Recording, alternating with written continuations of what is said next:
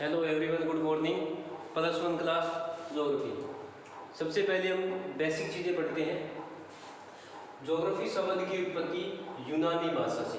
Geography शब्द की उत्पत्ति यूनानी भाषा के दो शब्दों से हुई है। जियो का मतलब होता है अर्थ यानी कि पृथ्वी। ग्राफ का मतलब होता है अर्थ होता है डिस्क्रिप्शन या वर्णन करना। तो ज्योग्राफी या भूगोल शब्द का अर्थ होता है कि पृथ्वी पर व्यापक या पृथ्वी पर पाई जाने वाली सभी प्रकार की विभिन्नताओं का वर्णन करना है, वो भूगोल या ज्योग्राफी कहलाता है। भूगोल वैसे भी भू प्लस गोल यानी कि पृथ्वी गोल है। अब पूरी पृथ्वी के क्षेत्रफल की बात करें, पूरी पृथ्वी का क्षेत्रफल है 51 करोड़ वर्ग किलोमीटर। इसमें से महासागरों के अंतर्गत आता है 36.10 करोड़ वर्ग किलोमीटर, यानी कि महासागर है वो 70.8% भाग पर महासागर पाए जाते हैं। 71 भी लिख देते हैं हम राउंड फिगर में, 71% भाग पर है महासागर है या जल है। महाद्वीपों के अंतर्गत आता है 14.89 करोड़ वर्ग किलोमीटर, यानी कि कुल 7 महाद्वीप और 5 महासागर है। तो पृथ्वी का कुल क्षेत्रफल 51 करोड़ वर्ग किलोमीटर, महासागरों के अंतर्गत 36.10 करोड़ वर्ग किलोमीटर और महाद्वीपों के अंतर्गत 14.89 करोड़ वर्ग किलोमीटर। इसको हम राउंड फिगर में कई बार 14.9 करोड़ वर्ग किलोमीटर भी लिख देते हैं। उसके बाद में पृथ्वी गोल है। एक तो ये गोल नहीं है, ध्रुवों पर थोड़ी सी दबी हुई है या चपटी कह सकते हैं हम। तो जब भी हम ग्लोब देखते हैं तो ग्लोब पर हमें कुछ समानांतर रेखाएं मिलती है। ये इसका उत्तर हो गया दक्षिण, और ये है पूर्व और पश्चिम, 4 दिशाएं हो गई। तो पृथ्वी पर कुछ हमें समानांतर पूर्व से पश्चिम दिशा की ओर कुछ लाइनें मिलती है, जिसको कहते हैं हम अक्षांश। इनको अक्षांश या लैटिट्यूड भी कहते हैं। अक्षांश या लैटिट्यूड का निर्माण है वो किसी भी स्थान की स्थिति को जानने के लिए इनका निर्माण किया गया है या इनकी रचना की गई थी। अब 0 डिग्री आपको ये बीच में दिखाई दे रहा है, ये बिल्कुल पृथ्वी के बीचों बीच एक लाइन खींची गई, एक काल्पनिक रेखा है, ना कि पृथ्वी को 2 भागों से बांटा है। काल्पनिक रेखा है और पृथ्वी का अध्ययन करने के लिए इसको बनाया गया है, क्योंकि ये उत्तरी गोलार्ध है और दक्षिण गोलार्ध, नॉर्थ हेमिस्फीयर और साउथ हेमिस्फीयर। इस लाइन के उत्तर का भाग उत्तरी गोलार्ध, दक्षिण का भाग दक्षिणी गोलार्ध है, और दोनों का मौसम है वो एक दूसरे के विपरीत होता है, क्योंकि सूर्य है वो 6 महीने दक्षिण में चमकता है और 6 महीने उत्तरी गोलार्ध में चमकता है। जब उत्तरी गोलार्ध में चमकता है तो हमारे यहाँ पर गर्मी होती है, और जब सूर्य दक्षिणी गोलार्ध में चमकता है तो हमारे भारत में सर्दी होती है।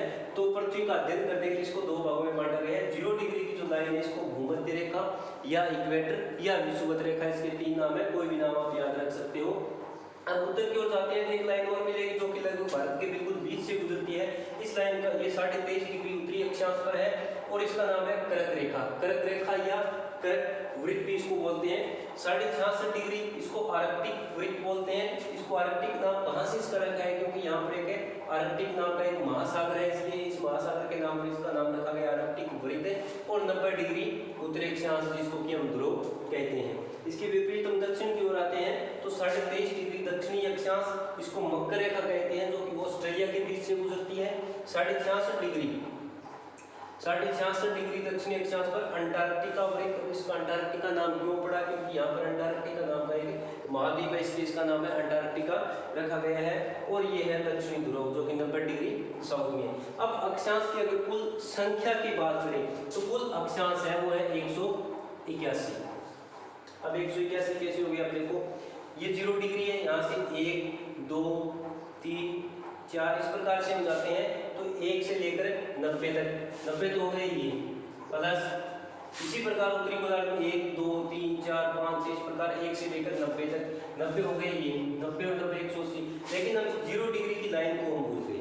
ये भी 0 डिग्री का अक्षांश है, उसके बाद में शुरुआत होती है दक्षिण में 1 2 3 4 इसी प्रकार उत्तर में 1 2 3 4 शुरुआत होती है। तो एक की 0 डिग्री हो गया 90 और 90 180 प्लस 1, तो कुल अक्षांश है 181। अक्षांश 181 है, लेकिन अक्षांश रेखाओं की बात करें तो वो है 179। अक्षांश रेखाएं हैं वो 179 है।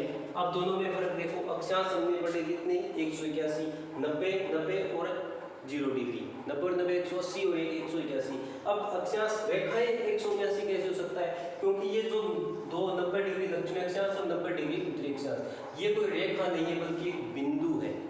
रेखा नहीं है बल्कि एक बिंदु है, तो इनको रेखाओं की गिनती नहीं करते। इसमें रेखाएं हैं वो 89 डिग्री तक है, उसके बाद में 90 डिग्री है वो बिंदु है, 89 डिग्री तक है वो रेखाएं हैं। तो इसलिए 89 प्लस 1, अब एक कौन सा है, ये 0 डिग्री फिर आ गया, तो 179 रेखाएं होती है। अगर आपसे पूछे कि पृथ्वी पर कुल कितने अक्षांश है तो 181, अगर पूछे कि अक्षांश रेखाएं कितनी है तो 179, दोनों में फर्क है।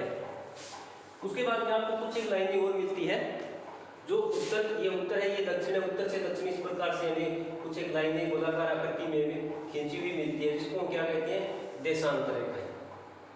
उत्तर से दक्षिण दिशा में जो रेखाएं खींची जाती है उनको देशांतर रेखा कहते हैं। पृथ्वी पर देशांतर रेखाओं का निर्माण है वो किसी भी स्थान के समय को जानने के लिए या समय को निर्धारित करने के लिए किया गया था। अब एक 0 डिग्री की देशांतर रेखा हमें मिलती है, यहाँ से बिल्कुल सीधी मिलती है 0 डिग्री की, तो एक बार इसको मिटो देते हैं। 0 डिग्री की देशांतर रेखा, ये आपने इंग्लैंड की राजधानी लंदन का नाम सुना होगा, ये लंदन के निकट से गुजरती है 0 डिग्री की देशांतर रेखा। अब इन्हीं देशांतर रेखाओं के आधार पर किसी भी देश का, किसी भी स्थान का समय है वो निर्धारित किया जाता है। जैसे एग्जाम्पल के तौर पर भारत के समय की बात करें तो भारत के बीच से जो एक लाइन गुजरती है 82.5 डिग्री पूर्वी देशांतर, इसको बोलते हैं 82.5 डिग्री देशांतर। अब इस लाइन के आधार पर पूरे भारत का समय वो निर्धारित किया गया है। सूर्य हमेशा ही, ये पूर्व है, ये पश्चिम है, पूर्व से पश्चिम इस प्रकार से पश्चिम की ओर जाता है और उस लाइन को पार करता है। सूर्य को 1 डिग्री, यहाँ पर देशांतर रेखा यहाँ पर भी है, पूरी पृथ्वी पर देशांतर रेखा खींची गई है और कुल है वो 360 देशांतर रेखाओं की बात करें तो कुल 360 देशांतर रेखाएं पृथ्वी पर है, 360 देशांतर रेखाएं पृथ्वी पर खींची गई है। अब सूर्य पूर्व से पश्चिम की ओर जाता है तो सूर्य है वो 1 डिग्री देशांतर को पार करने में 4 मिनट का समय लेता है और 15 डिग्री को पार करने में 15 चौके 60, तो 60 मिनट का यानी 1 घंटे का समय लेता है। 1 डिग्री देशांतर को पार करने में 4 मिनट और 15 डिग्री देशांतर को पार करने में 60 मिनट का समय लेता है। अगर दो स्थानों के बीच में 15 डिग्री देशांतर का अंतर है, इसका मतलब है कि यहाँ पर 1 घंटे समय का अंतर स्थापित हो जाता है। तो कुछ देशांतर रेखाएं जो उत्तर से दक्षिण की ओर खींची जाती है इनको देशांतर रेखाएं कहा जाता है। किसी भी स्थान का समय जानने के लिए देशांतर रेखाओं का निर्माण किया गया है, इनकी रचना की गई थी। अक्षांश रेखाएं वो पूर्व से पश्चिम की ओर होती है। तो आपको देशांतर रेखाएं कितनी है, 360 है, उत्तर से दक्षिण की ओर खींची जाती है। क्यों निर्माण किया गया, क्यों रचना की गई, किसी भी स्थान का समय जानने के लिए, निर्धारित करने के लिए। एग्जाम्पल के तौर पर जो 82.5 डिग्री का मैंने जिक्र किया, जो कि भारत के बिल्कुल बीच से गुजरती है, 82.5 डिग्री को IST भी बोलते हैं, इंडियन स्टैंडर्ड टाइम, भारतीय मानक समय इसको बोलते हैं। अब इस 82.5 डिग्री पर जितने भी स्थान हैं, अब ये 82.5 डिग्री के लिए भारत से तो गुजरती नहीं है।